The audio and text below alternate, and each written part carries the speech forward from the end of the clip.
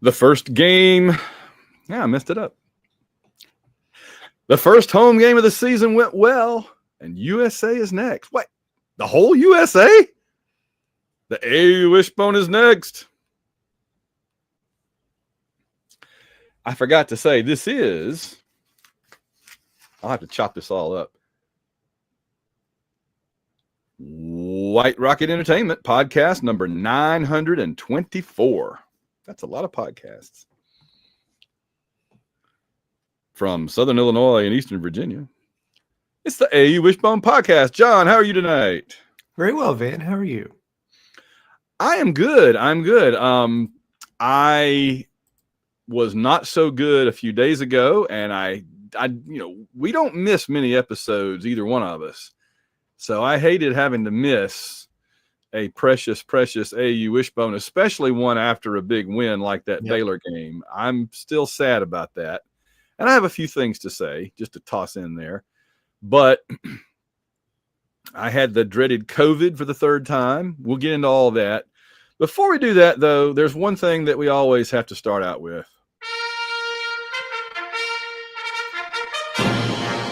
It's the Auburn Fun Meter. Well, my voice still sounds weird. It's the Auburn Fun Meter, our weekly look at how much fun it is to be an Auburn fan right this minute.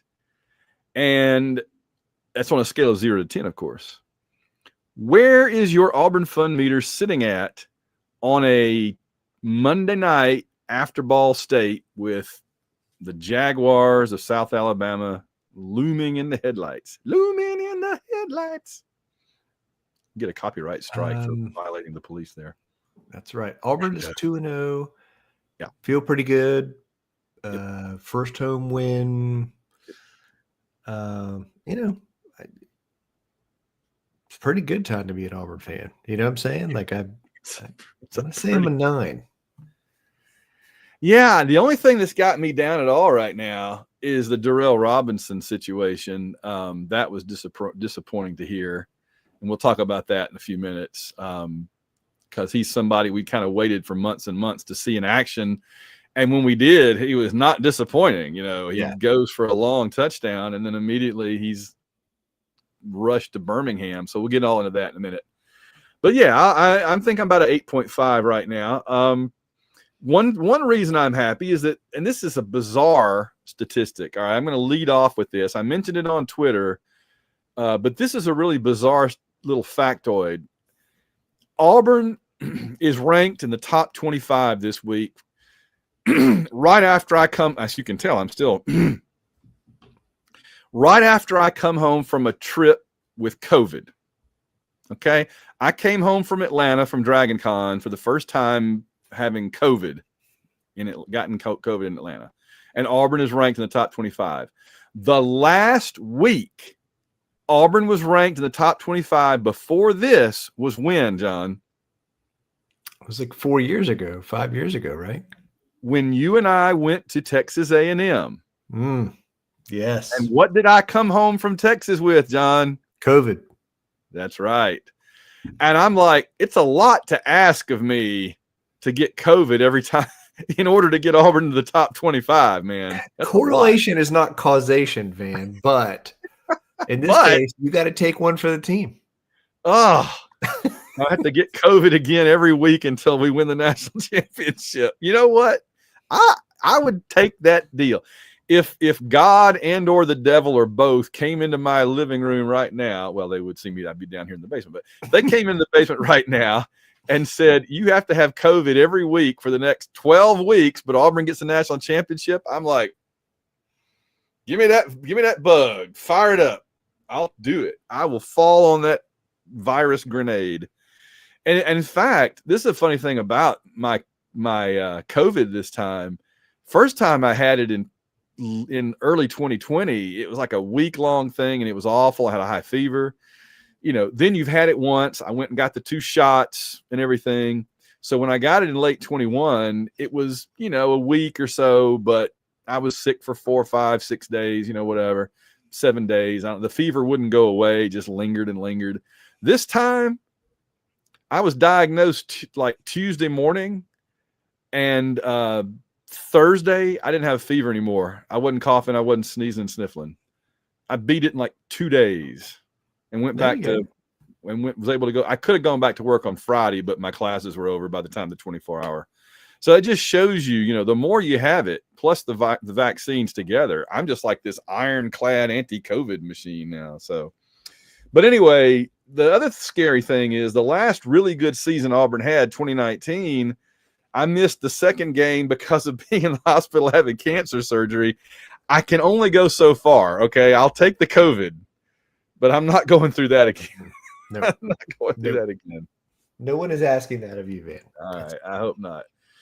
Anyway, and I'll mention it was another great Dragon Con. I want to shout out to Jared, of course, and Kathy, both of whom get mentioned during our show every week, one way or another. Of course, Alan J. Porter, who is the new head of the Ian Fleming Foundation, which is awesome.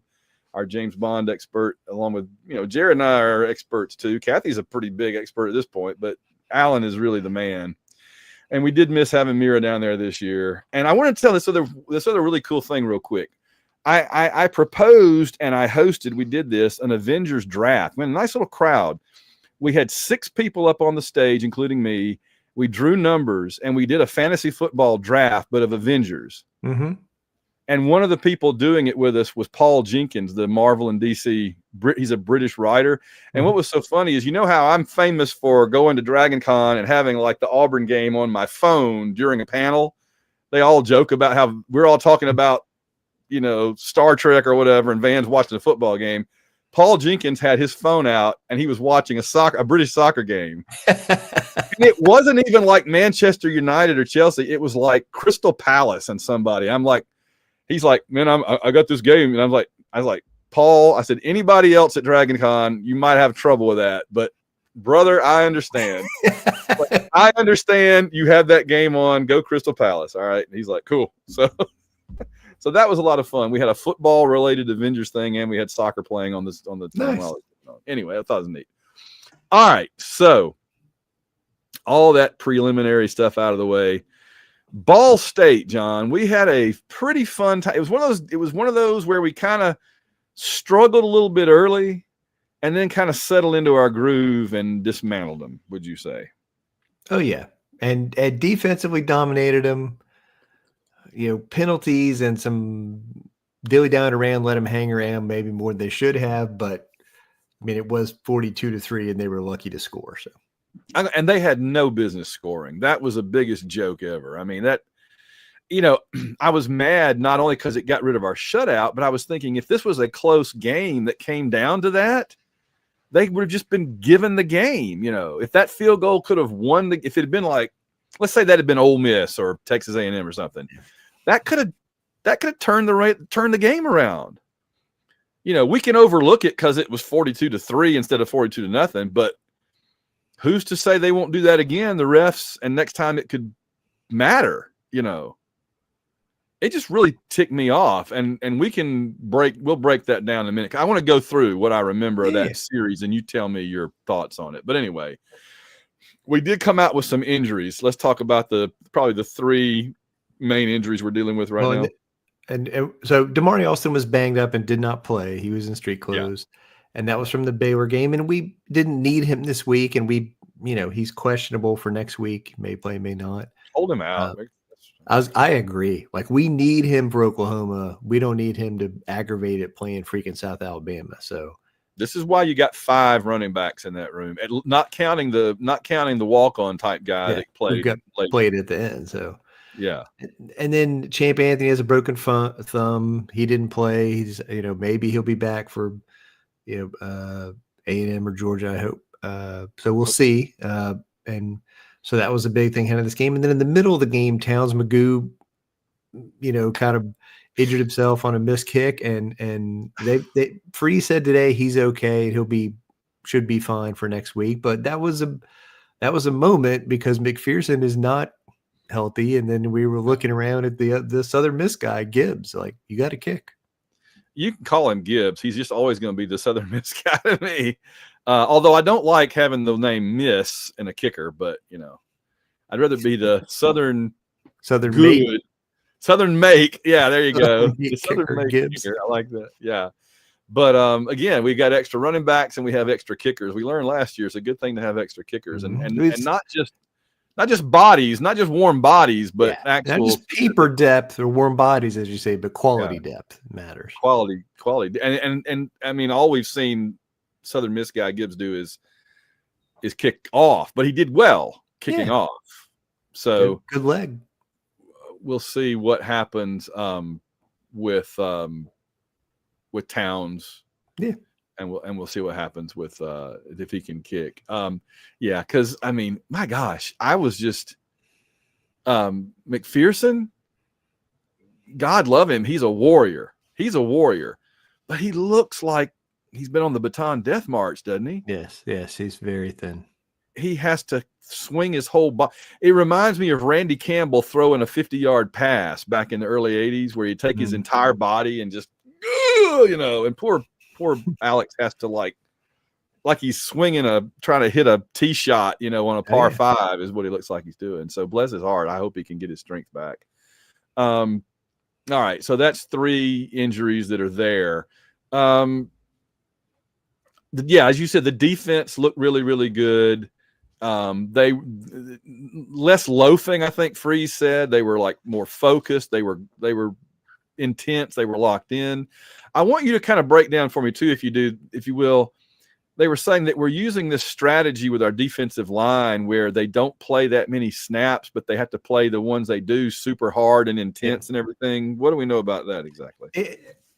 This is, it's a little bit like the running back thing where, 15 years ago, you wanted a running back that could do 40 carries or whatever. Right. And now the running backs are like, I don't want to get 40 carries. I want like 15 carries.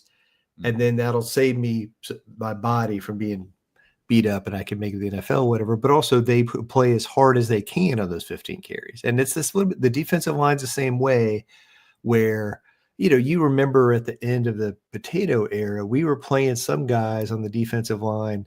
And that Alabama game, one of those years, those guys played the 70 or 80 snaps. Yeah, there was no rotation at all. And it's, now we have much better quality depth. The drop off is not as big from, Keldrick Falk to a Morris Williams, for example, or some of the other backup second or third string defensive tackles. And so part of the idea, and this is the new coach, I think, is also influencing this, Vontrell Williams. They want to play like 20 snaps, 15 snaps as hard as they possibly can, with this maximum effort, and then rotate out of the game and have other guys play other snaps so that through the course of the game, we're playing more guys. But the idea is, especially in the third or fourth quarter, our guys are going to be fresher and playing harder. And it's not going to be like those games where those guys were gassed at that point and they couldn't be as effective. And so if we get, Malik Blockton and Keldrick Falk and some of these other guys, and they're at maximum effectiveness in the fourth quarter of a key game down the stretch, I think that's really going to help us. I think we had some games, the last few years where in the second half, like on third downs, we just didn't have enough, or we just couldn't get enough stops. And I think having the defensive linemen fresher where they can make plays and play closer to their full potential is really going to help us. And we have the depth to do that. We have enough guys to make it work. So still not great on special teams, right? A few areas of concern, special team. We'll talk about the offense in a minute, but we're going to come to that. I got a whole thing about special teams I want to talk about. Okay. Passing game got some good work, and we're going to talk about the offensive line too. I think there were some questions there, some concerns there. And then the other big thing is what you led with is the officials in this game were just awful and almost ruined the game. Like they were terrible. Yeah, really sad. I'm going to see if I can do this off the top of my head. So the way it played out, and I was just screaming at the TV the entire time at the referees, is it's been 24 hours now and it's kind of gotten out of my head. I didn't take super notes, but help me walk through this. So like they go down and we hold them to like a fourth down. Oh wait, but the referees call like a face mask or something. So they get a first down. We hold them to like fourth down. Oh, but they call something else. And then they fumbled, right? And we recovered it, but the referee said, oh, we blew the whistle before the fumble. But if you go back and watch, he fumbled as he's really kind of running into the pile. So if they blew the whistle before he fumbled, they blew the whistle almost before the snap, which doesn't make any sense at all. So that that's always the referee's ultimate get out of jail free card. If everything else they say is demonstrably false on the replay, then they can always just say, oh, well, we blew the whistle anyway, so it doesn't matter. Well, you couldn't have blown the whistle before he fumbled, because he fumbled almost instantly, and it was well before he was wrapped up and when the play would have stopped. And if you listen to the replay, you can hear when the whistle blows, and the ball's already on the ground when the whistle blows. So that's not true at all. That's just a complete fabrication. And then after that, we held them again, and they kicked the field goal. So they got like 8 or 9 plays inside our 5-yard line and got a field goal out of it that they shouldn't have gotten. So that just really made me mad, because as I said, that could have mattered.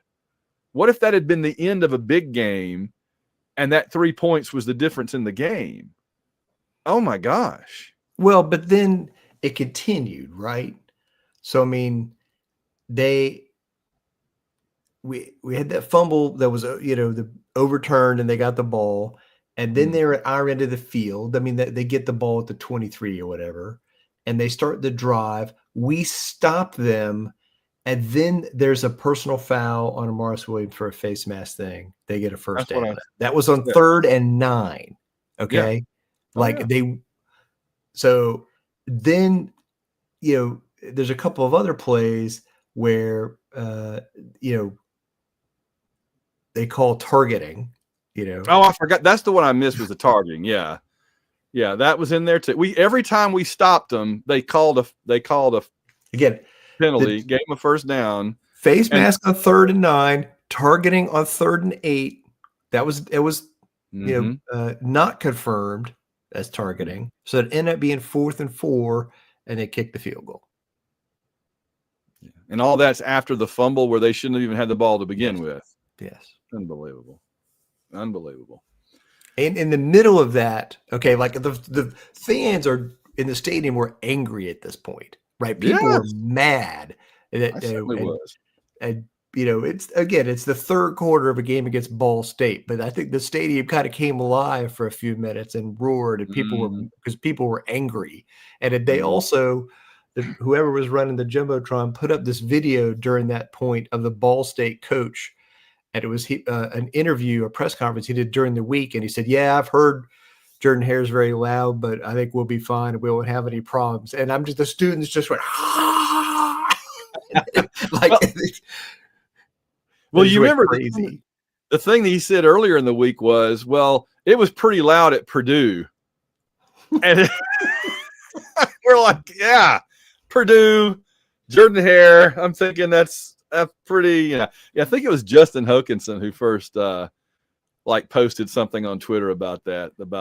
He's like, no, you don't understand. It's not comparable, not at all. No. So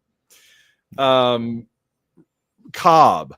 Now here's the thing I'm concerned about is I'm hoping that Mabson gets a lot of carries, because without Damari Alston and without Duracell, I don't want Cobb getting run into the ground, and then we go into Oklahoma with all of our running backs hurt. You know what I'm saying? I want Cobb to get 15 carries or whatever, and that's fine, and that's plenty. He doesn't need any more than that against South Alabama. By the way, just while I'm thinking about it,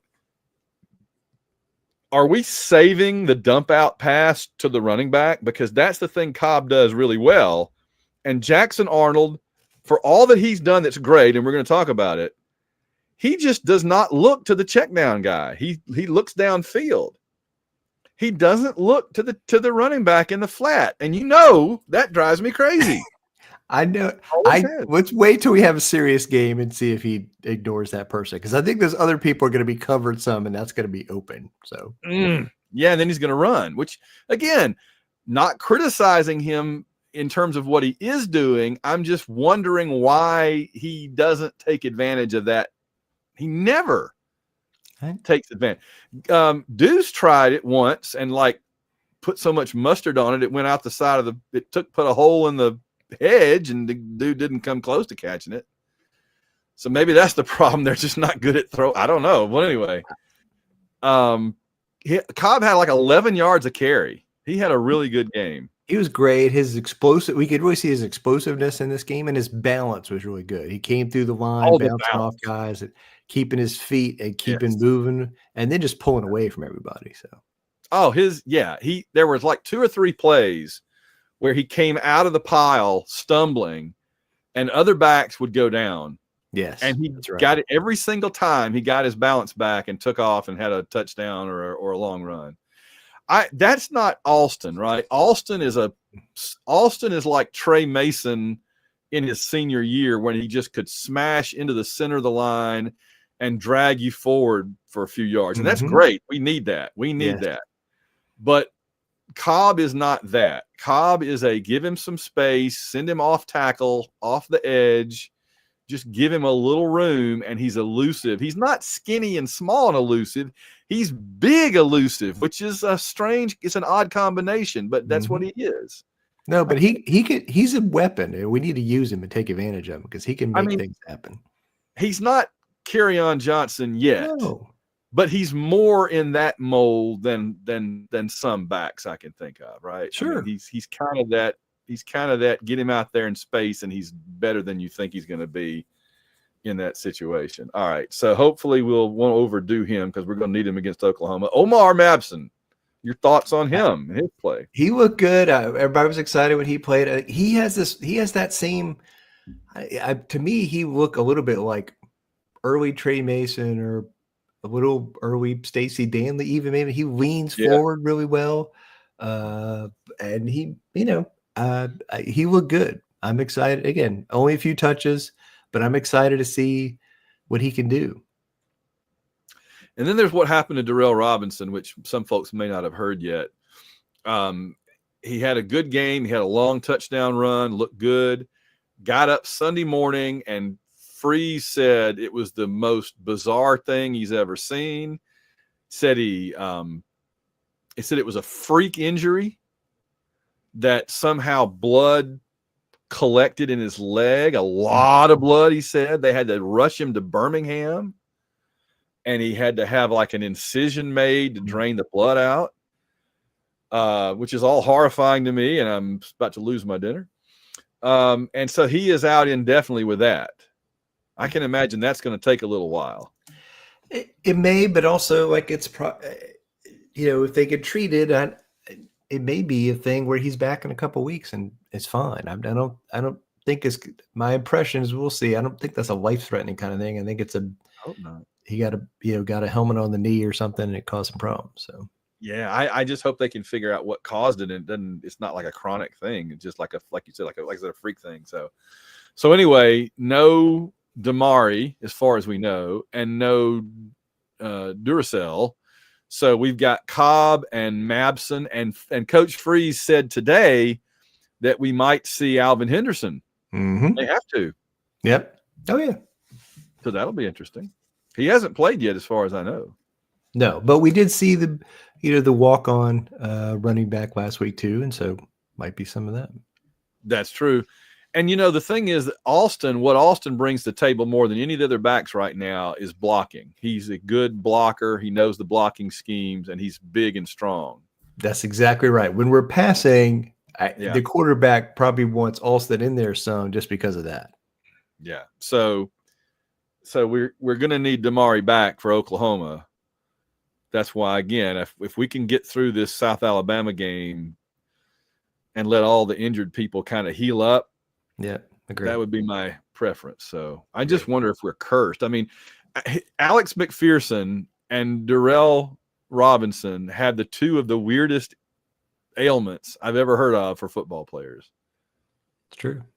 It's just bizarre. So once again, I've always said building Jordan-Hare on top of that goat creek where the professor used to take his goats to drink the water in the creek. I feel like somehow that it cursed Alabama, but I feel like sometimes it curses us too a little bit. The goats come out in the nighttime, John, and they wander about like, and it's, bad stuff, bad juju. That's my theory. It's the goat juju. Goat juju, man. You don't want any part of that. You don't want any part of goat juju, man. All right, talk about the passing game. I had a note here. Arnold's average depth of target against Ball State was 7.0 yards. So we were not what you'd call taking shots down the field. No, but it was. We talked last week with Baylor about how we kind of took what the defense gave us, and that was more of this in this game. The difference between this and the Baylor game is that the cornerbacks for Ball State, Ball State had the safeties back, but the cornerbacks for Ball State dropped way off our receivers, like 9 or 10 yards at least. And more if it was Cam Coleman or Singleton. Yeah. And so when you got like 2 receivers on a side and the defensive backs are 10 yards away and our guys start running up the field and they're backpedaling, you can get that 6-yard out hitch, whatever, anytime you want it. And Arnold said that after the game. He said they could have just called that 20 more times, but they had other stuff we wanted to work on and do, so we didn't do that. But if it was a game where we were like, only trying to be careful and win the game, and the defense played us like that, we would have 100% just taken that and taken it and taken it. Yeah, work your way down the field 7 yards a pop. And it worked. I mean, Arnold, had an efficient passing day, right? I mean, he was 24-28, and at least one of those was a throwaway. Right. 20 of 24 is pretty good. That's pretty good. I always wish I had Gus's actual quote doing that so I don't have to do it. Arnold threw almost as many passes behind the line of scrimmage, 5, as he did passes more than 10 yards beyond the line of scrimmage. I guess it was like 4. And so we were really not trying to push it. We were just working it. Yeah, we wanted to throw some passes, but we weren't going to go crazy and do something silly for the sake of being silly, just for the sake of throwing it. That said, I want to see our receivers streaking down the field and catching 80-yard bombs. That's what I'm looking forward to. I hear you. I think that's reasonable. Those Jason Campbell to Devin Aromashadu type passes. That's what I want to see. They were probably the best we've ever had at that. I mean, we've had some good ones. Brandon Cox could do it, and Bo Nix could do it with Seth Williams and so forth. And, but I think Jason Campbell to Devin Aromashadu was the best deep ball going back to probably Sullivan and Beasley, right? That they were so good at that. They were. That was it. And he could run. Singleton said we did not put an emphasis on passing this week beyond normal. My response to that is it may just be that it looked like we did because of not emphasizing the quarterback running the way we did with Baylor. Agree, but also I think we ran a bunch of RPOs and the read was throw those short passes to the outside, and that's what we did. Yeah. That said, pass protection. Yeah, especially in the first half, it was not good. I mean, there were several plays where clearly Arnold held the ball too long, right? Where we tried to throw the ball deep and he held the ball a long time and looked way downfield, and you can't hold anybody forever, even Ball State. Right. But I do think it's a little bit of a concern, right? I mean, I'm not in panic mode or anything, but I think the pass protection has got to get better. I think if we were playing, Oklahoma or Texas A&M and we get in some 3rd and 9s and 3rd and 10s, they're coming. And I worry a little bit about how we're going to, we got to hold up and block better than we did in this game. So I think they can do that, but I think we just got to improve in that area. I think it's officially on the concern list. It's not number 1 on the concern list, but it was something. And that part of it is again on Arnold. He was holding the ball a long time, intentionally trying to pass. When in a regular game, he might have said, "No, I'm taking off." But in this game, he was like, "I'm going to stay in the pocket and make this pass." You know? Yeah. And he said, I'm not going to throw it to the running back. I'm not going to do a screen. Yeah, that's right. Van's yelling at me on the TV to throw it over here, the dump off, and I'm not doing that. I'm chucking it downfield in double coverage at one point. So, and then it, next thing you know, you're getting sacked by Ball State. That's right. That's what happened.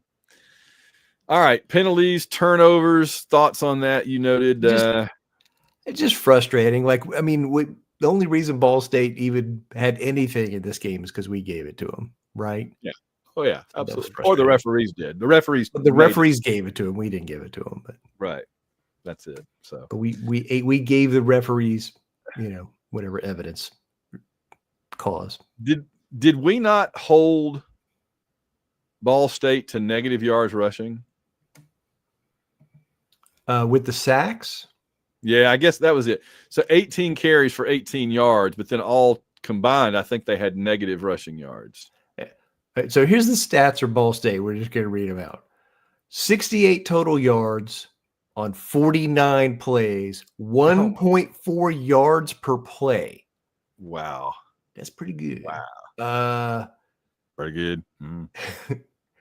They had -3 net yards rushing on 30. There it is. There you go. First time since 1985 Ole Miss. Mm-hmm. They had 53 yards gained in rushing and 56 yards lost in tackles for loss. Yeah. It was funny because I was going back and replaying it, and they had like a 15-yard run, and I'm like, oh, well, how did they have negative rushing with a play like that? And like the very next play, we sacked their quarterback for like a 15-yard loss. I'm like, oh, there we go. They already erased it. It's gone. There went the 15. That went your 15 yards, man. It's gone. They had 6 first downs in this game, 1 rushing, 2 passing, and 3 because of penalties. What? What? You cannot be serious, man. What? You can't be serious, man. You cannot be serious. Boris is outraged. He's absolutely outraged. Xavier Atkins had a great game. He's really come on this season. Well, I thought about it. He is a gifted youngster, but I'm going to go ahead and promote him up. Professor X. Okay, I like it. Professor X. He's reading the offense's mind, being in the right spot. That's it. I like it. Xavier's linebackers for gifted. Xavier's school for gifted linebackers. When we went through the guys in the preseason, there were these older veteran guys and transfers, and he came in last year. He was basically a redshirt freshman, and he really, really had a good game. I mean, he was explosive. He's made things happen. And meanwhile, Tweety Bird's adversary, Sylvester, Thuckatash, John, Sylvester Smith. He was on fire. Well, I think he had a bad week last week. And I think he was like, he heard about it this week in practice, and I'm sure in film review. And he was like, nobody's going to say that about me again. And he came out and was just laying it to people. I was not familiar with him, but I think it was Zach Blackerby this week that said he talked to an NFL scout months ago and said, who are you kind of looking at, and said that they said Sylvester Smith. And Zach was like, really? Sylvester Smith, really? They're like, we think that his motor, but not just his ability, but his intensity and everything, the pros like him. I believe, why. Again, it's one of the reasons we were optimistic about the secondary, right? Because we felt like, that he and the other players back there, we had other guys on defense, in the secondary they felt good about. But he was all over the freaking field on Saturday, and he was laying it to people. I mean, he and Caleb Harris were both younger guys in the secondary last year.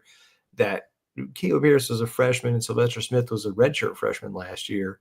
He made plays. I mean, he made a difference. And so on Saturday, like, he showed how he can really influence a game and make stuff happen. And I think so. Hopefully, we're past what happened in the Baylor game, and he's going to be fun.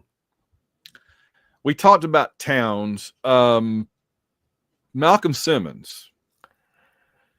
He was making me a little nervous. Well, I mean, I know there's nothing Van hates more than if you're going to try to catch the punt and then you don't catch the punt. I'd rather you go for 2 unnecessarily than muff a punt. Like, Van, how I feel about going for 2 unnecessarily too. Van, right? We've talked about this. Van would not even put a returner back there. I wouldn't. No, just let it bounce. Well, and then we kind of did that. So I mean, it was not a good game for Malcolm Simmons as punt returner. He muffed that one, and then several other punts. He was lined up too far forward, and the guy kicked it over his head. All right, hold on. That's what I want to say again. If I'm talking about things early, I don't care. Get this out of the way. The most valuable player on their team was their punter, and I'm not kidding. Oh, listen, we should call that guy and see if he wants to transfer next year. That guy was good. So there was never a moment that his punt went to where our guy was, where Malcolm or whoever was waiting to catch it. It went over him by like 30 yards every time. But I was like, Malcolm, move back. The dude can punt. Once he does that the first time, the second time you have to be further back. And he did. Yes. He lined up in the same space again. Didn't get it. I didn't understand it. Guy was killing it. And I get it. Their punter had a great night, but that's also special teams coaching. The first, you have to coach Simmons to say, like, after that first one, okay, no, a little further back, and he didn't. And that made again, I'm going to fuss about special teams in this game because this goes back to what Van was saying. We're playing a real team. This special team stuff is going to matter, and it's going to bite us in the rear end. And people probably think, well, our McPherson's back, and we returned a kickoff against Baylor, so special teams are all good. No, special teams were bad in this game. The muff punts over our head cost us about 20 yards on those drives. Our punter Hudson Cack shanked a field goal badly. He came off the field and got chewed out. We had 2 other penalties on special teams. So we had our guy, Pleasant had a couple decent returns, but the net overall was not a good special teams performance. When the referee that marks where the punt went out of bounds just keeps walking. And you're like, okay, stop, dude. Yes, okay, stop. You're passing the line of scrimmage and keep it. No, that's what he was doing there. I'm like, dude, what are you? But yeah, my some thought on that was we gotta get better at special team rating. Truth. We got to get better at special team rating. That's a verb. All right, let's move on to the USA. Perhaps you've heard of USA. From as noted in the famous chant, USA, USA. We play them, John, more or less. The 11 a.m. Jefferson Pilot time slot of death.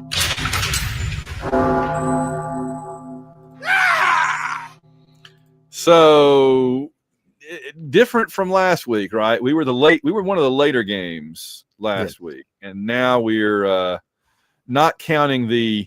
I have to say this just because it's so insane to say, but I keep saying it. The Big Ten After Dark game. That's what it was. By the way, there is a Pac-12. We're going to get to. I come back to that. About that coming up. South Alabama, Saturday, 12:45 Eastern, SEC Network. 45 in Auburn, yes, and in my house. How good is South Alabama? They're better than Ball State? Well, okay, way better than Ball State. On the Okay. rank of non-conference teams we play, it's Baylor, South Alabama. I'm probably going to put Mercer next, even though they're one AA team, and then Ball State. Okay. Wow. In Bill Connolly's SP Plus today, Ball State was ranked like 200th. Okay. And there's like 75 one AA teams ahead of Ball State. They're that bad. Okay. And so we treated them like we should have, but South Alabama is much closer in the rankings to teams like North Carolina and Virginia Tech and those kind of schools. So like Syracuse or whatever. So if one of those schools was coming into Jordan here this weekend, how would you feel? Okay. You'd be a little more, we gotta just show up. We can't roll out of bed. Well, this is what sucks about this. I hate when you play a cupcake that's actually good, because you don't get the credit you deserve. People go, oh, well, it was just South Alabama. Like you say, we could play the exact same team wearing Syracuse or North Carolina uniforms, and at least Sports Center and whoever else would say, hey, Auburn played a good game and beat North Carolina. Good for them. Instead, we're going to get, they played South Alabama. They're not even going to mention. Do you know, I listened to the entire Stuart Mandel and what's his name show this week. They didn't mention Auburn at all. And I thought at least they could mention us because of the Baylor win and we're 2-0 and getting ready to play Oklahoma in a week. Oh, no. They just didn't even, it's like we didn't happen. So, all right. I just before we went on the air watched the YouTube highlight package, like the 17-minute we were saying, of Tulane, South Alabama. And I'll say this, it's a pretty entertaining thing. If you want to go, if you don't know how it played out, it's better if you don't know how it played out. But it's really entertaining. And I'm going to say this, if you want to watch it and you don't want spoilers, but the game was played several days ago. But South Alabama scored the first 14 points of the game and looked like they were going to just destroy Tulane. And then Tulane did a total and turned it around and scored like 33 straight on South Alabama. And then South Alabama kind of came back at the end to make it close. So my takeaway was a couple of things. It looked to me like South Alabama has potential on offense, right? They can put things together on offense. Their quarterback can pass the ball. They can score a few points against a defense about their level. But their quarterback also makes mistakes. He fumbled the snap once. He could throw interceptions, he just kind of chucks it up there. So he's kind of a very raw sort of a, Damian Craig type run around, throw it, kind of dual threat. Maybe this is the week our defensive backs get an interception. I'd love it. I think so, yeah. On the other hand, South Alabama's defense made our tackling against Baylor look good. Tulane over and over just broke tackles and shed South Alabama defenders left and right. They just didn't look like they knew what they were doing on defense. So I think that this could be this to me looks like a game that could be something like 49-17 type of game for us, as opposed to 42-3 or 0. Agree. Last year, South Alabama went 7-6, and they played LSU in Baton Rouge, and LSU beat them 42-10. Last year's LSU team. Yeah, that sounds about right. So, I don't think they're going to slow us down a lot.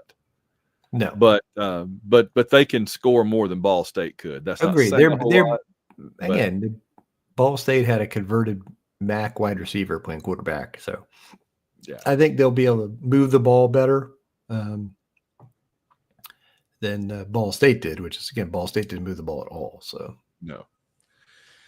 And you made an interesting note here. The quarterback, by the way, his name is Bishop Davenport. Like you said, it sounds like a low-level Bond villain. That's a good observation. I'm like, Bishop Davenport sounds like one of my relatives went into the clergy. I'm half Davenport. It also sounds like a character from Alien. The head coach. Tell us about the coaching staff a little bit. There's a couple of names. So the head coach of South Alabama's Major Applewhite, who was at Texas and Houston. Mm-hmm. And again, he was the offensive coordinator when the head coach of South Alabama left, and he's the defensive coordinator in Alabama now. And I was going to say, well, wasn't Major Applewhite an offensive coordinator at Alabama for 5 minutes? No, I don't think so. I don't think so. Maybe he was on the staff somewhere. He was not the offensive coordinator at I Alabama. feel like he was on Saban's staff way back at the very beginning or something. I don't know. He may have been. And I'll then, look it up. Go ahead. Tell us about the other coaches. the offensive coordinator of South Alabama is Paul Petrino, brother of Bobby. So he's got a little bit of that Petrino offensive guru-ness to him. And, theoretically not quite as terrible a human being as his brother. And then former Auburn linebacker Trey Williams is the special teams and linebacker coach for South Alabama. So I think he's pretty sure he's from Mobile, so that makes sense. He could be a Mobile guy for them. So that's a good thing. And so again, I think this is a game. If we played this game in 2022, we would have been in real trouble because South Alabama was really good then. They were, a borderline top 25 team, and we were bad. That would have been bad for us, right? Because they also had that thing where it's an in-state team we've never played before. They are going to be fired up to play us. They're going to bring a bunch of fans, I think, and they're going to be excited to be there and to be like, hey, we can walk into Jordan-Hare and take our shot. We're excited to get a chance to play Auburn. I feel like we played South Alabama one time a few years ago, but maybe not. I'm not sure. I looked it up. Major Applewhite was Nick Saban's offensive coordinator and quarterback coach on his first Alabama staff, 2007. Okay. Van brings it back at the deep cut. So Trey Williams, that's a name from not that far back in the past. I like Trey Williams. Yeah, he's a great linebacker for us. That's cool. Good deal. All right. So I know it's South Alabama hate week, but this afternoon I was busy doing 50 other things and didn't get a thing done. So COVID kept me out of. In fact, this is the first day I've really even been down here in the studio because I was dealing with the old COVID bug and just stayed in the bedroom. So look, it's South Alabama hate week in our hearts. Okay. Yes. It's South Alabama Hate Week 2025. What I was going to do if I had the time was have a bunch of cats meowing. Yeah, it's South Alabama Hate Week. Something like that. And then at the end, a tiger like, just clip that. There you go. In recruiting news, it's looking like we're about to flip 4-star defensive lineman Corey Wells from Texas. That's a good thing. I mean, if you can take a guy away from Texas, I think you take him, right? That's right. Good. Yeah.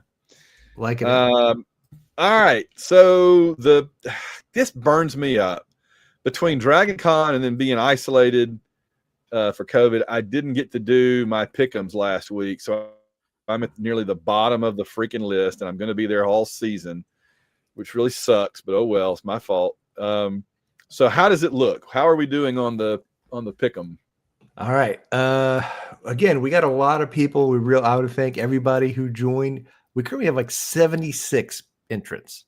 Jeez, so awesome. So everybody get in there, make your picks for this week. They're available now. The leaders at the top have picked basically 28 games right. There's two they're 28-2. That's pretty good. We've had some upsets. Incredible. So that's WDE Richie. And he says, last page champion. And then your first page champion right now, Richie. That first page champion. And then we had Albis, who I called out last week. And then there's a few teams behind them at 27-3, and that's Sir Bacon the first and William WDE. So excited. There's about 5 or 6 people at 26-4, and then I'm in a big group at 25-5. So I'm going to call out a few other fun names this week. There's one that's nearly above average. I like that. Go. There's one that says "Falk around and find out." Oh, I love that. I was gonna say there's Arnold and Dangerous, which is Arnold pretty cool. and Dangerous. That's a great one. And there's one that says "I don't speak Italian." Yeah, of course. That's the Jackson good. Arnold 5. That's pretty good. There's one that says Pavia must be stopped. Amen to that. That's the Oh, we're some dogs, John. We're some dogs. Well, and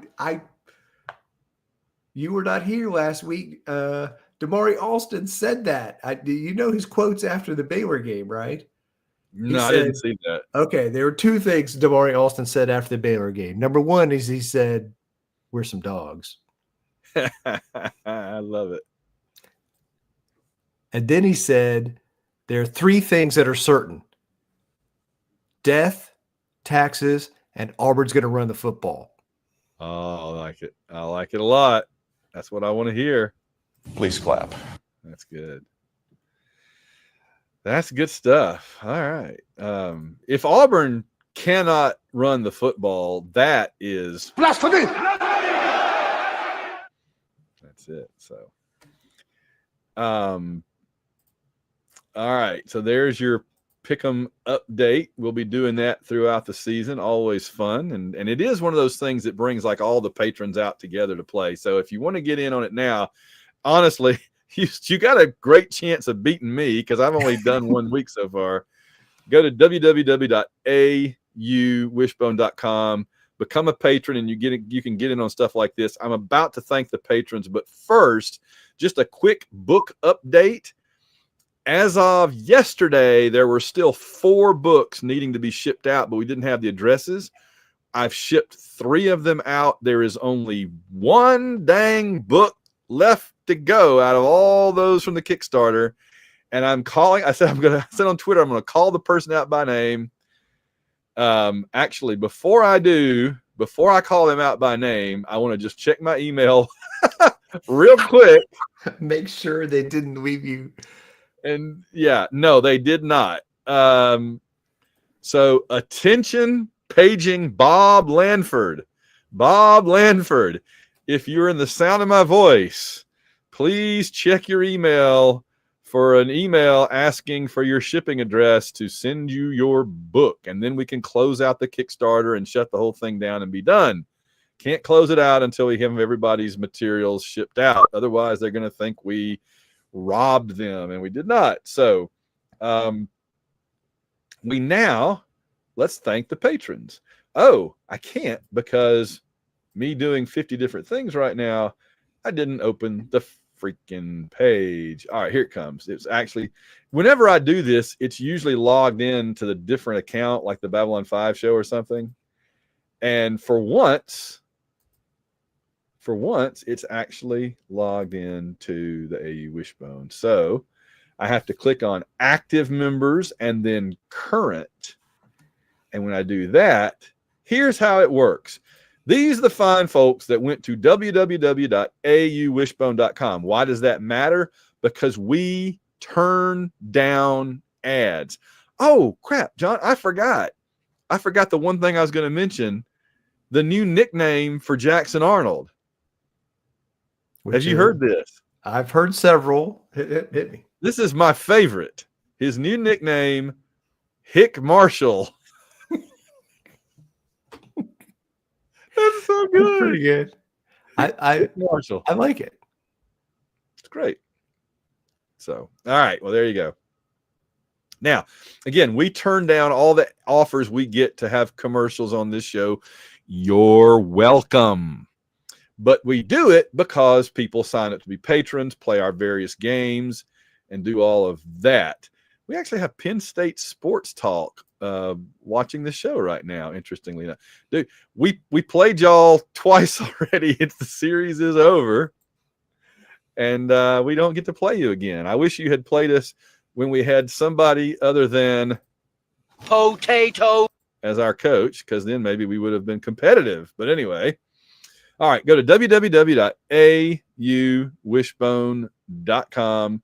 That way we can avoid having commercials. Here are some of the fine folks keeping our program going. They include the great Samuel Salvatore. Samuel, I'm going to give you, who always reminds us that Tonight's forecast. A freeze is coming. And in honor of Samuel, I'm going to hit you up with, and our 2-0 record, I'm going to hit you up with this. Freeze. Freeze. Ice. Freeze. Icy. Winter fiber. Frozen. Icy. Freeze. Winter ice. Icy. Freeze. Winter. Winter. Freeze. Cold. Frosty. And pearl white snow. We've also got Ben Spooner, who reminds us that the thought of Auburn losing so far is Blasphemy. amen to that. Amen. Carl Von Drunker, Chris and Clinton Stewart, Jackson Arnold battle the Bears. Nice trophy, J.A. Logan Chilton, what do you sacrifice to be an Auburn fan? I have friends everywhere. That's not what I pushed. I said, what do you sacrifice? So what do I sacrifice? Thank you. Everything. That's right. Sometimes it feels like we do. Ann Pridgeon, Bradley Blackman, David W.D. Salmons Esquire, Earl Ricks, Eric Morgan, G Dollars. I don't know how to pronounce that. It's just a G and a dollar sign. I like it, but I don't know how to pronounce it. So G Money. G Money? I don't know. I like it. Gary Grant, a.k.a. AU fan at KSC, and Auburn Intramural Rec League football champion, winter quarter 1987. Nice. Winter quarter 87. That was, I was not there. I was not enrolled that quarter, actually. I was enrolled fall of 86 and spring of 87, but I was not enrolled winter quarter of 87, unfortunately. Harry Zager, if Carroll Shelby could see Florida fans, he would say, I don't speak Italian, but he ain't happy. Oh, that's right. We'll talk about that coming up. We have little bit coming up here about the Around the SEC. That's going to be, it's been a long time since Around the SEC was fun, but it's going to be fun this week. It is. Matt Flowers, Michael Kirshner, Phil Amthor. Here's what the Florida fans were saying when South Florida kicked that field goal. No, I'm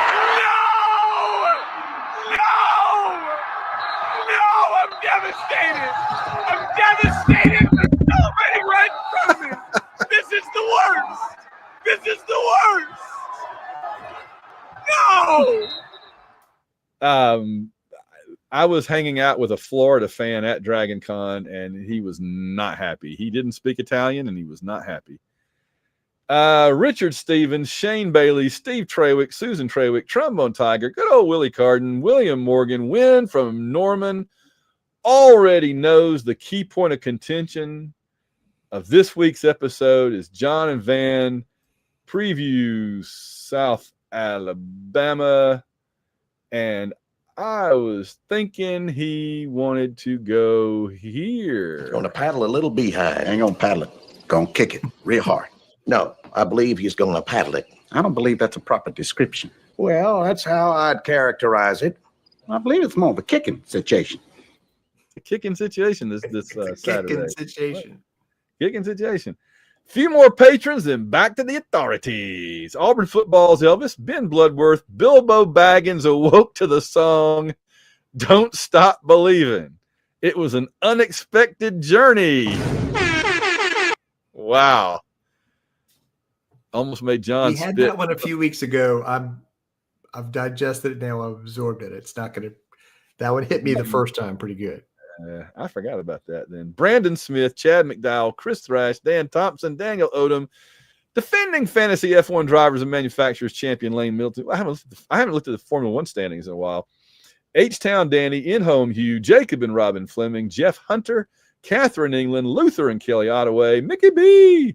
And then, of course, the great Tonight's forecast. A freeze is coming.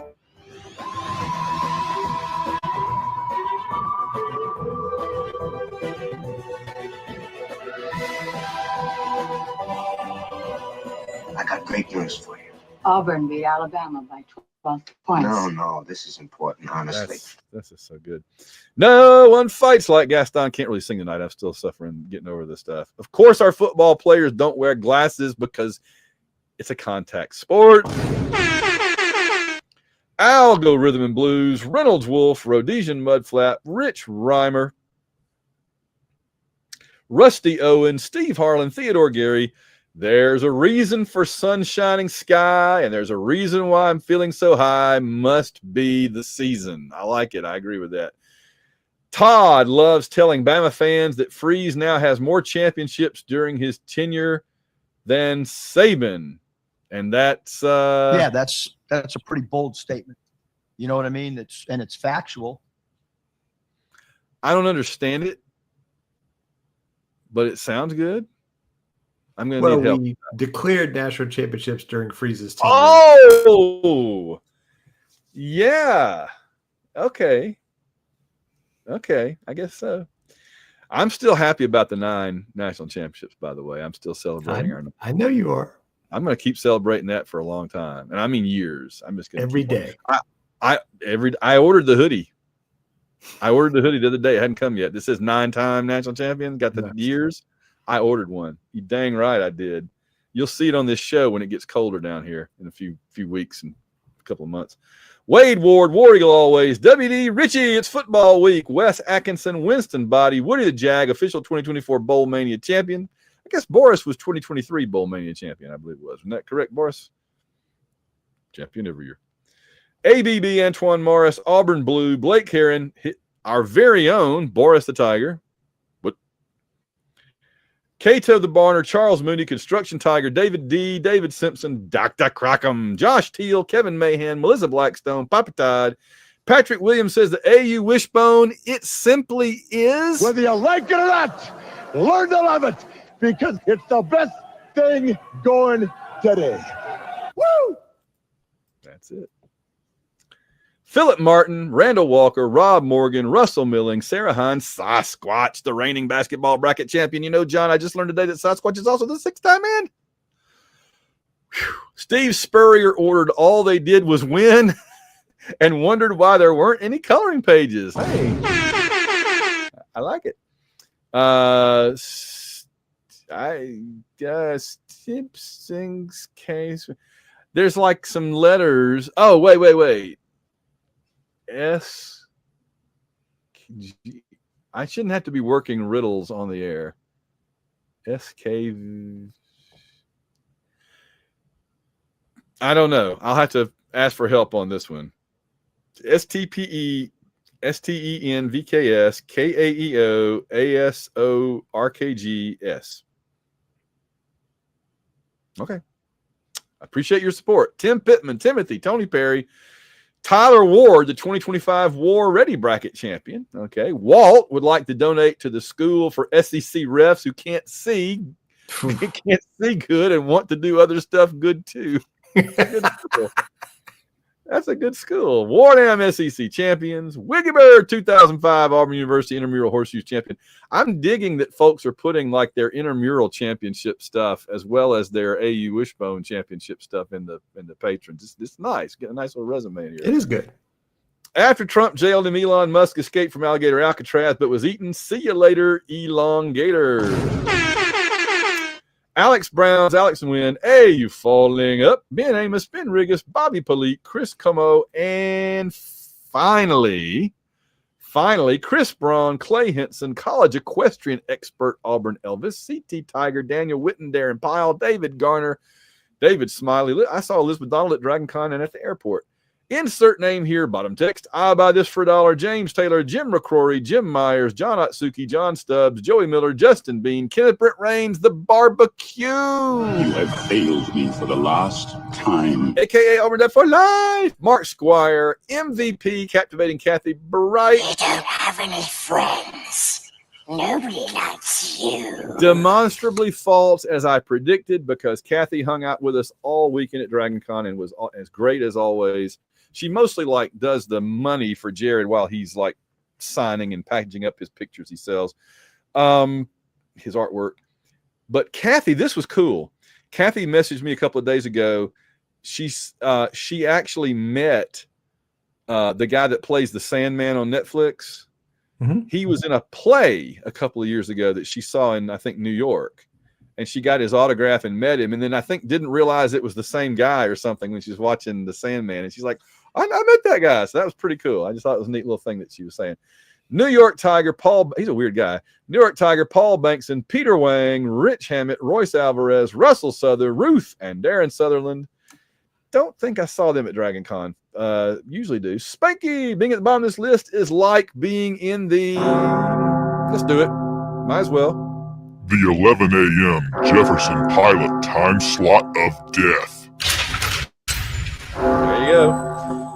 And that's where we're more or less are. Stephen Thompson, Steve Bailey, Slinko family, Tim Sauls, Trevor Johnson, Trey Jackson, Willie Moe, and Chris. www.auwishbone.com. And now let me see. Where do we go next? We do not have a. Do you want to? You know what? I got one. All right.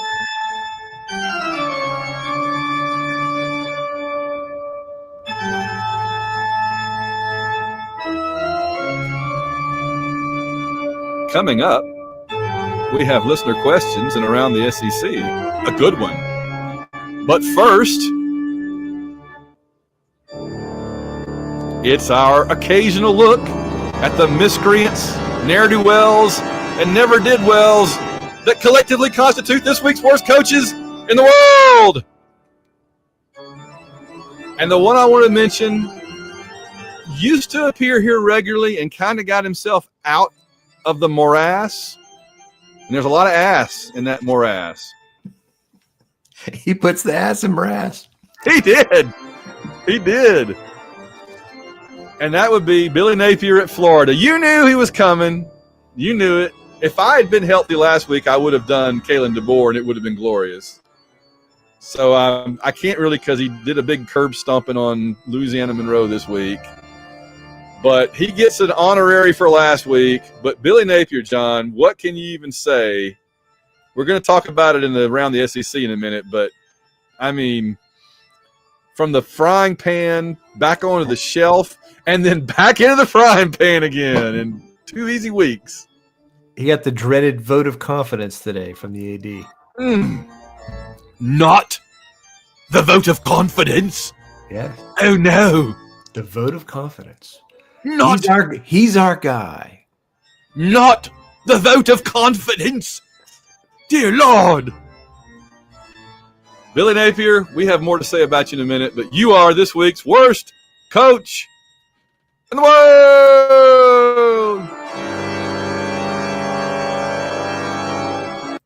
All right. And now. Thank you. Order. Questions to the Prime Minister. It's time for listener questions. Dun, dun, dun, on the AU Wishbone podcast. What? All right. Van, I'm going to need your help here. We're going to tee up a question from Wynn Carroll, who sent us some audio. Uh-oh.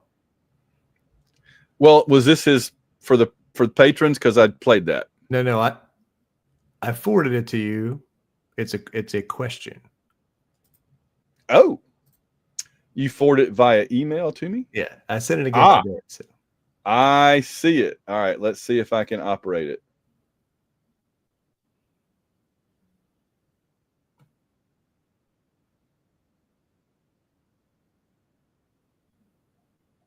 All right, John is not. You're not hearing it? No, but if you could hear it, the listeners could hear it. Keep going. Well, I want to see if I download it to the desktop, then maybe I can open it with Gentlemen.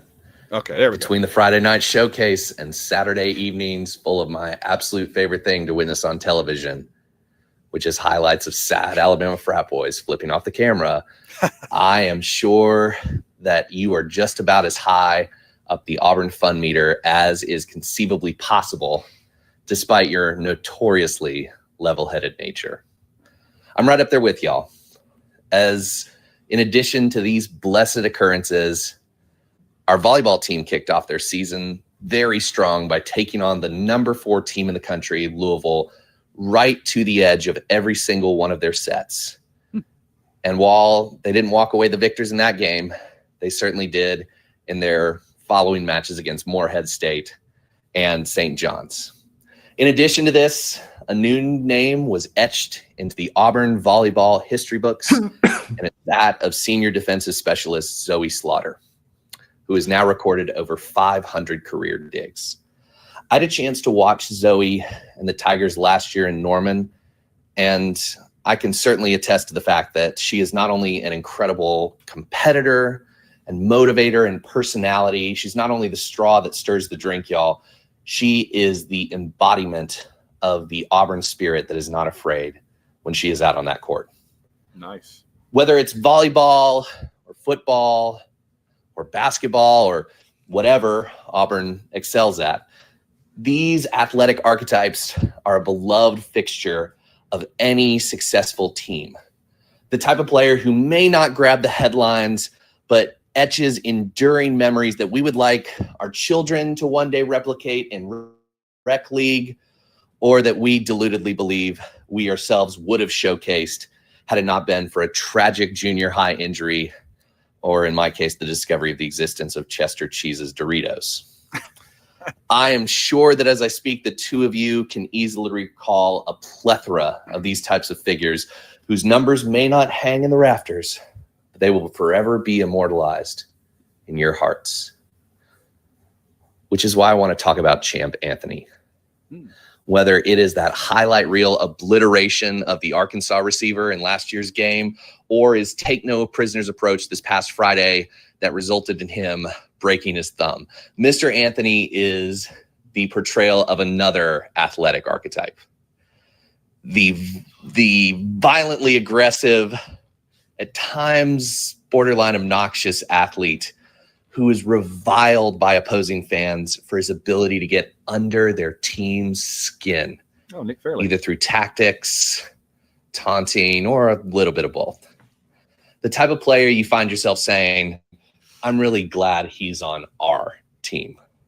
These Auburn Tigers may not represent the better angels of our nature, but they definitely make us cackle like demons. And when they draw the ire of fans in Starkville, Athens, Tuscaloosa, which they should do at least 2 times in their athletic career, hint, hint, you can't help but smile. So all this to say, who are your 3 best representations of this type of player throughout Auburn history? I'll hang up and listen. Win from Norman. All right, Win. Thank you. That was very interesting. That was great. Yeah. I want, before we address that, so good question. Good question. You set it up well. I wanted to note, did you see who the color commentator was on the game Saturday? No. It was Ann Murray. I mean, Aaron Murray. Yeah, Ann Murray. And he got in. At one point he said, "Oh, I got tackled like that on this very field a few years ago after the play was over." Anyway, I'm like, "Oh, here we go." When he dies, on his tombstone, it's going to say, Aaron Murray still complained. Press this button to hear me complain about Nick Fairley tackling me. And there'll be a little MP3 player on his tombstone. And I'm going to set up a web brief player to show the replay of him getting sacked. Oh my gosh! All right. So your favorite Auburn players who got under other teams' skin? Yeah, Nick Fairley for sure. I mean, special credit here to KD Johnson. Different sport, but yes. Oh, he's an Auburn athlete for sure. So let's go. All right. I'll absolutely go Nick Fairley, KD Johnson. Those are good. I don't know if we have. I mean, Smoke Monday. Yeah, he used to drive him crazy. Was there an offensive football player that would? Oh, well, Cam did too. He drove him crazy. Yeah, but that's a different thing. He was just better. Yeah, they couldn't stand it. That's fair. Yeah, I'll have to think about a third one. We've had some defensive players who talk some crap. Yeah. Back in the Pat Dye era, we had some great ones that were. Yeah. I did Trey Blackman. I'm thinking about him. Yeah, Greg Staples they were scared to death of him. He would get all over them and then make them hear about it. All right. Before we get any further, I want to answer the question we got. Who was it? Was it Wynn that asked this question before or somebody else? I don't even remember. Oh, it was Jeff Hunter. It was Jeff Hunter. I wrote it down. All right. So Jeff emailed 2 weeks ago, and he asked if he said, all right, here was the question. I saved it. Van, and I don't realize you have a history and poli-sci background as well. You and I basically took classes together half the time we were at Auburn. What current or past world leaders correlate to current SEC coaches and current or past Auburn coaches? So I just went through and took as many SEC current football coaches that I could and came up with a past or present leader and why. Okay. So I'm going to go through this quickly. We won't be here all night. Here we go. And I did this like 2 weeks ago, so I haven't looked this over since I wrote it, and this was 2 weeks ago. So this is going to be as surprising to me as it will be to anybody else. Here we go. Alabama, Kalen DeBoer, President Andrew Johnson followed the revered leader into power, but was from a different part of the country, and is the job too much for him? Better start drinking heavily. All right. That's probably my best one. So we start at the top, work our way down. Arkansas. Oh, no. Here we go. Arkansas, Sam Pittman, Kaiser Wilhelm I of Germany. Big dude. Had a very devious guy working as his offensive coordinator, Otto von Bismarck / Bobby Petrino, that clearly was better suited for the top job than him, and knew it. Nice. Okay. Auburn. I'm going alphabetically.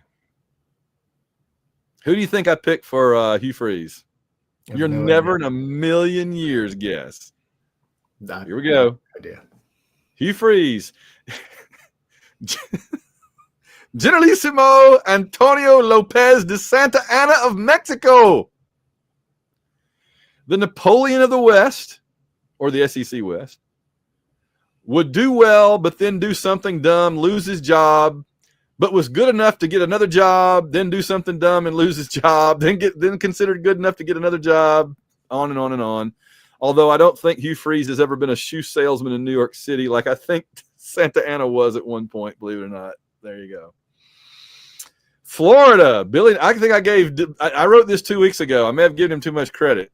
I probably want to change, but I have Billy Napier, President Harry S. Truman, was clearly on the way out, but just managed to save his job at the last minute, but could still end up below 30% approval if the Korean War, i.e. the greatest outdoor cocktail party, goes bad.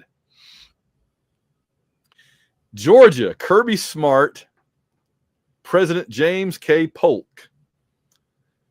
He was Little Hickory under Andrew Nick Saban Jackson, but went on to great success on his own later, and still nobody's ever heard of him.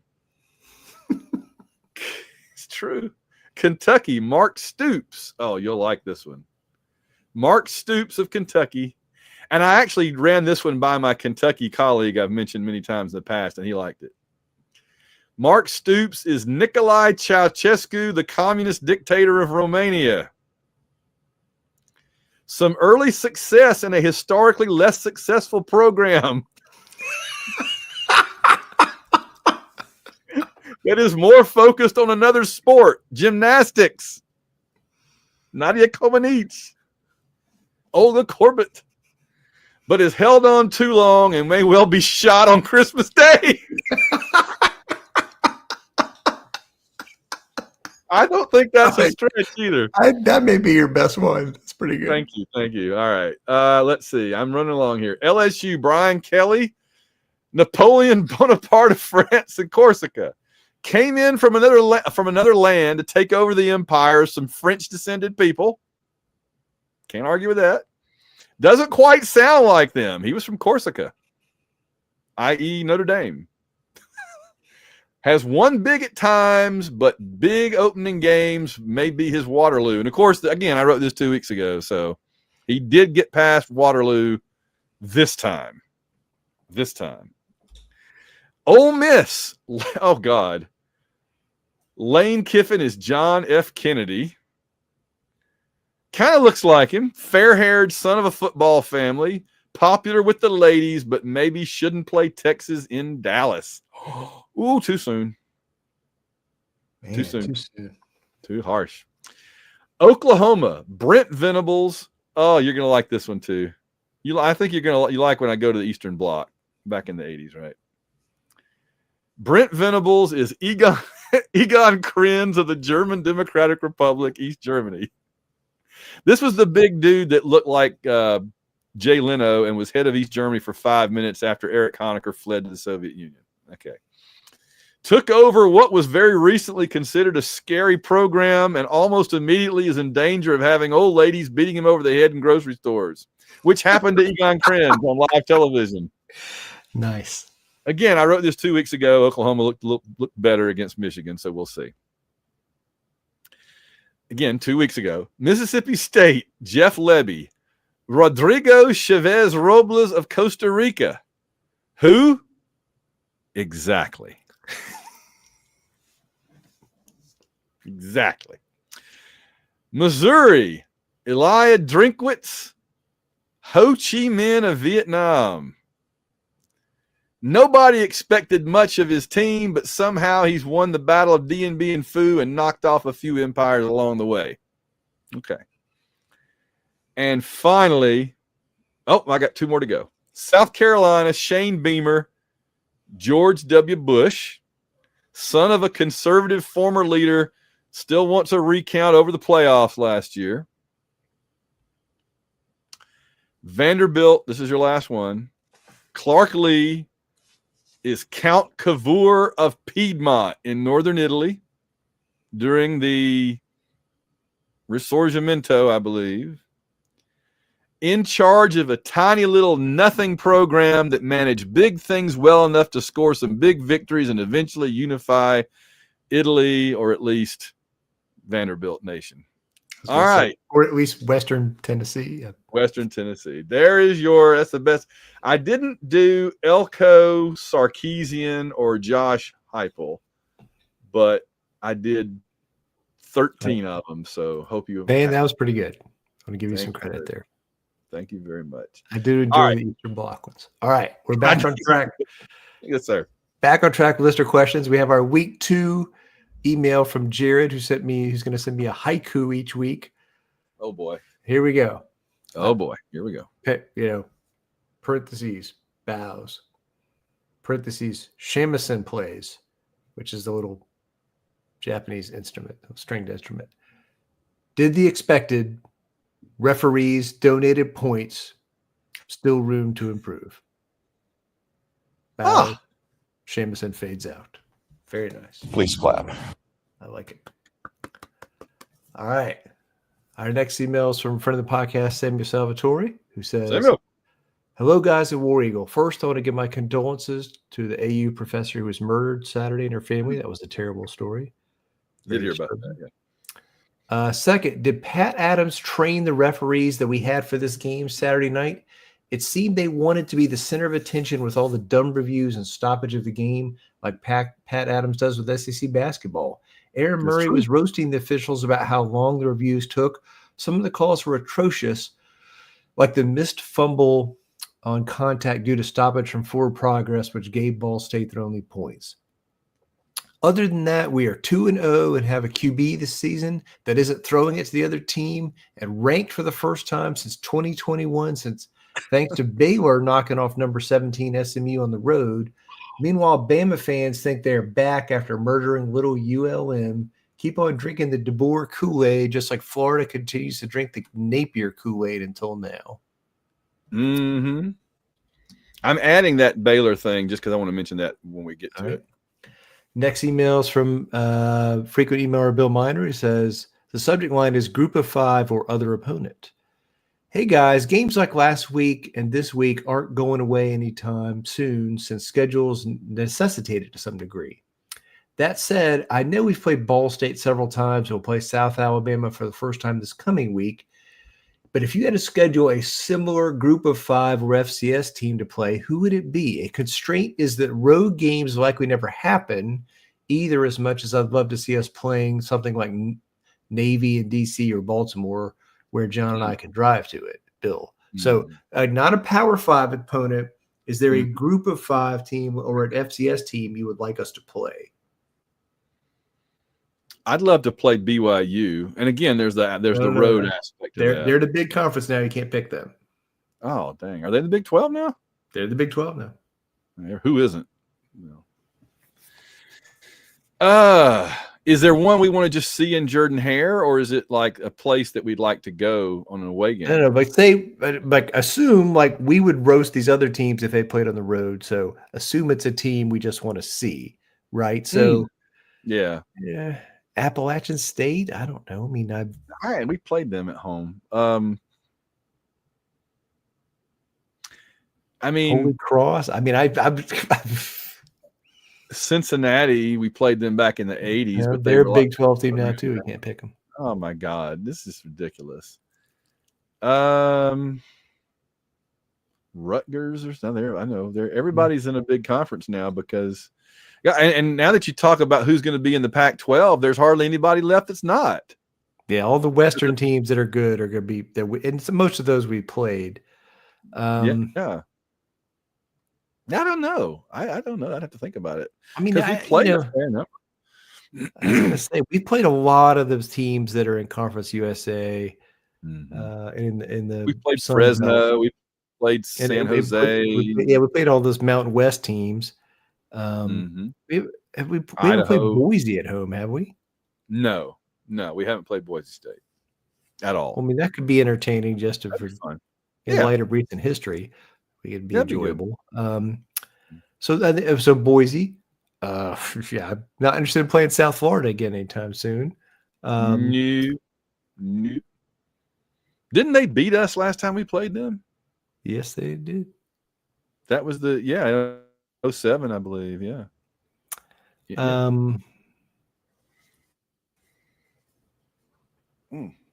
I think that's. I'm trying to think if there's there's no MAC schools I want to play. I mean, we haven't played Marshall. That might be interesting. Yeah, we are playing North Alabama in a year or two. Okay, the Lions. They're just moving up. So, okay, that's cool. All right, what else is in the mailbag? Next email is from Mandy Thompson, who says, "Question: Will Sylvester Smith be this year's Smoke Saturday? Although Smoke Monday would have definitely been ejected for targeting." That's true. He did have a magnet for it, didn't he? He had a tendency. He was guilty. Yeah. I think he definitely will. I mean, if he hits people like that, he's going to get some more reviews. That's for sure. All right. Last email is from Matt Flowers, who says, "What happened there?" He says, "Gentlemen, I hope you are well, and I especially hope that Van and the soundboard are back with us." I'm back up to speed. My question for tonight is this: did my eyes deceive me, or did the Fighting David Lettermans have a better answer for the offensive line than the Baylor Bears? I've been told by no less a person than Aaron, my mom sticks up for me on Facebook, Murray, that this is the best offensive line Auburn has had under Freeze, and yet seemingly the biggest struggle of the night was keeping defenders out of the backfield. A few numbers to chew on. Baylor got 1 sack. Ball State got 5. Baylor made 1 tackle for loss. Ball State made 8. Ball State also managed about 9 more tackles overall. That's not exclusively an issue for the offensive line. Did we just miss the scattering report on Eccles Jr., who had 2 sacks and 3 tackles for loss? Or is there a reason to worry about this highly anticipated O-line? Or maybe as a fan who longed for a reliable offensive line for what feels like a decade, I'm just a little gun shy about every woe at offensive line. Matt Flowers. And understandable given the last few years. I think it was a combination of several things. Coach Freeze said today he thought they were not straining, they weren't playing as hard as they could. I think that's not surprising. We were playing Ball State and not an SEC opponent or, Alabama or Georgia or something. So, it's humans are humans. They're not going to play at the top level every single moment. I think it's a little bit was our game plan, what we were trying to do, played more into that than what we did against Baylor. And like you said at the beginning, if we had run Jackson Arnold every time he had the chance to run, you wouldn't have gotten nearly so many sacks. He'd have been 10, 15 yards downfield, but you didn't need to do that, and we didn't want to do that. No, and there were times when he definitely held the ball too long. And those sacks I'm putting on him and not the offensive line. Like he stood back there for 4 or 5 seconds at one point. I'd rather him get sacked 5 times or whatever in a game we win 42-3 than when it matters. Because now he can go look at the film and go, okay, I see I shouldn't have done that. Yeah, I mean, and I think he's got to have that clock in his head go off like 2 seconds. You're either throwing the ball or running, or I really enjoyed when he threw it away. Like that's allowed. Or look for Cobb off to your right. He's standing there all by himself. Okay. So that's the mailbag? That's the mailbag. It's time. All right. Roam if you want to. Roam around the world. I'm looking forward to this. We're going to get on out of here with this, but I'm going to run through these because there's a few I really want to talk about. So the border war, Kansas and Missouri, 42-31 Missouri. We watched that one, and honestly, I was kind of rooting for Kansas a little bit, at least to make it a little better game, but they couldn't quite hang. Good old Truman. Ole Miss gets their win over Kentucky, and my Kentucky buddy was not sad. He's like, yeah, they really wanted bloody revenge on us, and they won by 1 score. Everybody's like, oh, Ole Miss is going to take it out on them because they were so mad about last year. It was 30-23. Yeah, the Ole Miss is not impressing me right now. Here's the one, though. South Florida crushed Boise State last week, and now they turn around and go into the swamp and beat Florida 18-16 with a Grammatica. I'm assuming he's related to Martin Grammatica. He's the child of that person. Yes. I knew it. And he kicks they play in the Tampa Bay Stadium. Oh, so yeah. He kicks in the same stadium. Where Martin Grammatica. Yeah, that's awesome. Good for him. I remember him well, his dad. So what did you think about South Florida and Florida? I mean, a gigantic letdown for Florida, right? They were, they thought they were on the right track in the playoff. They're playing Miami in a few weeks. They got a very tough schedule. I was gonna say, at least their schedule lets up a little bit now.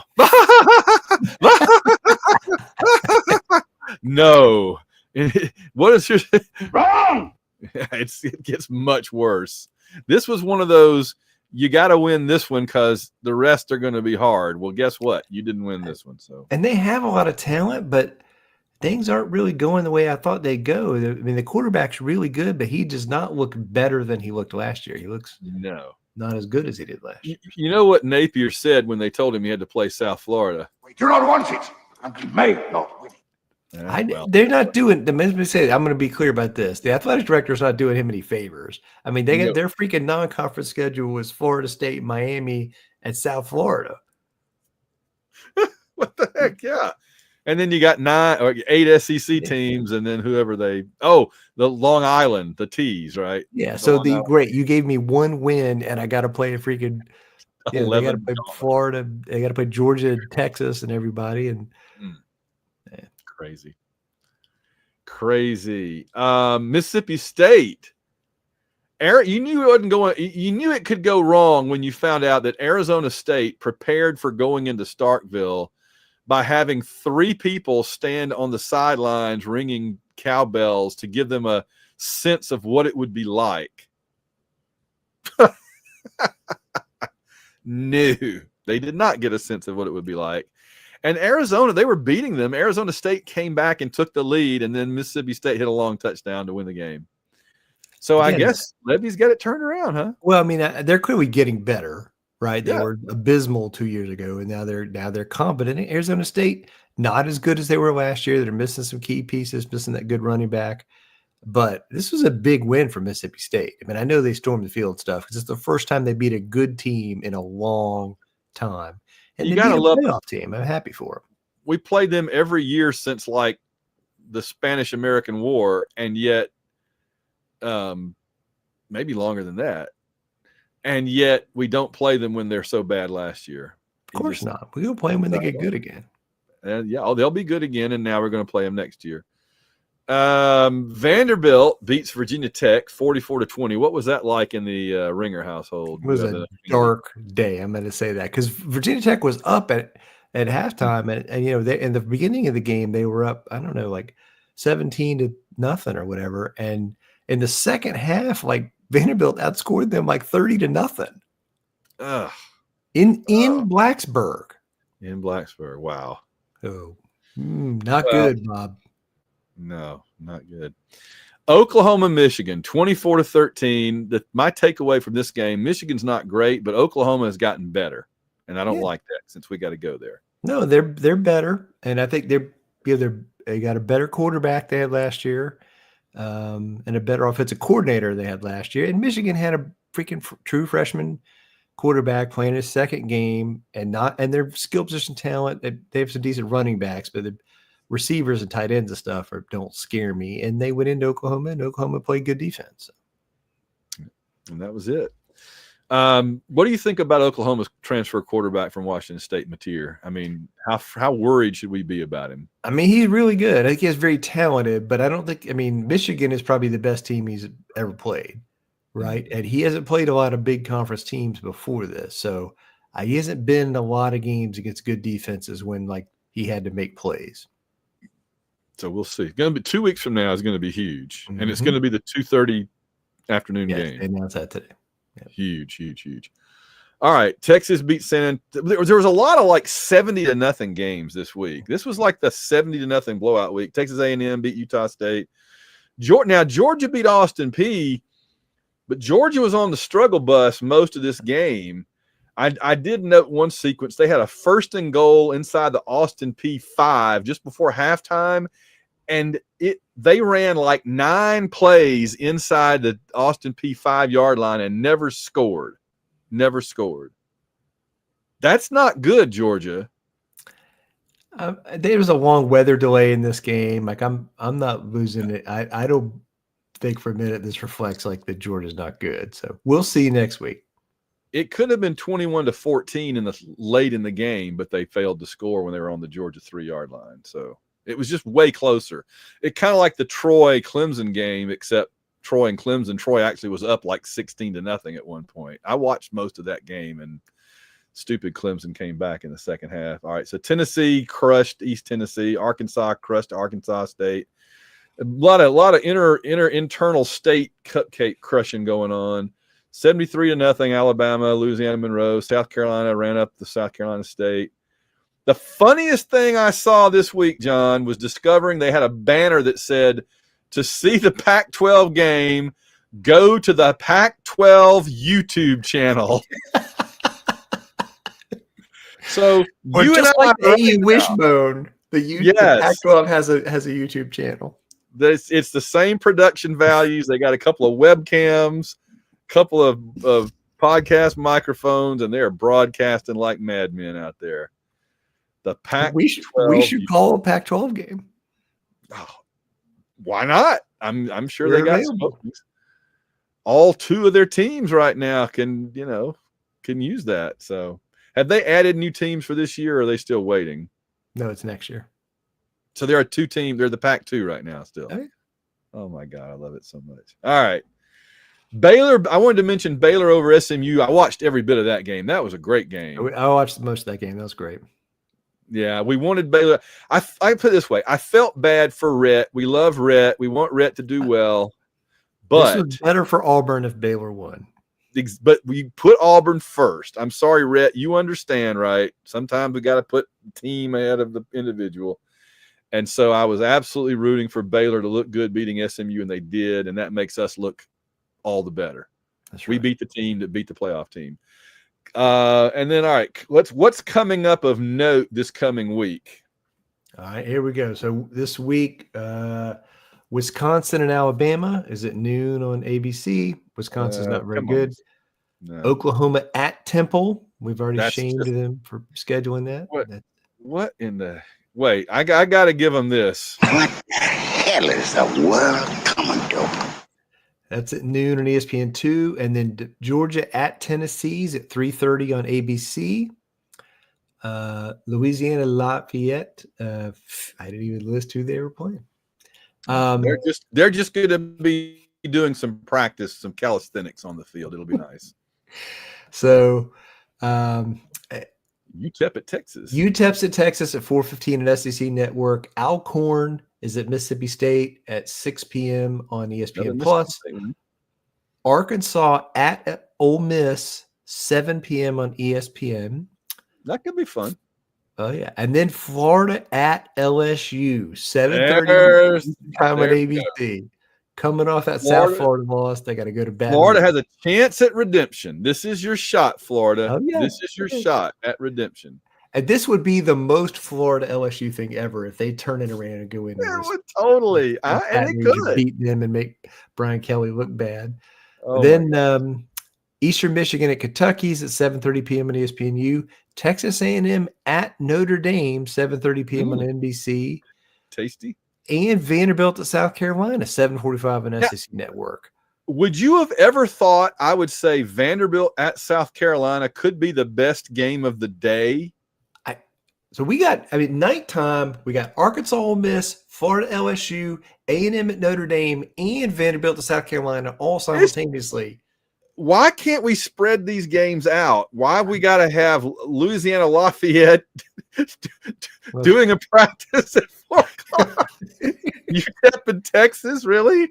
I mean, spread the love around a little bit for crying out loud. We're playing it, at noon. We got 11:45 Georgia, noon. Tennessee in the afternoon to watch, and then we got and these then 4 games at night. So roll right into it. Yeah. And All right, I'm looking forward to that. my non-conference game of the week is also in the afternoon slot. If you don't want to watch Georgia, Tennessee every minute, South Florida at Miami, 3:30 Eastern on the CW. And so it's going to be a football game, but it's also going to be a lot of like fashion modeling stuff. And then I think at one point Green Arrow shows up and does some trick shots during the game. That'll be fun. So yeah, on the CW, there you go. Woo! That was quite a show. You can tell the season is underway when we do an hour and 45-minute show on a week we play Ball State. You can tell where things are going. We had things to talk about. We had things to talk about. Our listeners, we don't have fans. Our listeners, our devoted patrons, our devoted listeners of many years, our long-suffering listeners. I was going to say, bless them. Bless them. They haven't complained yet. We don't get a lot of messages saying, dude, why was your show so long? Why are you giving us so much? Why do you give so much? Why all the content? Why all this quality content? Can't you hold some back? And we say, no, we cannot hold back our quality content. We must get it out to the public. And there it goes. Release the content.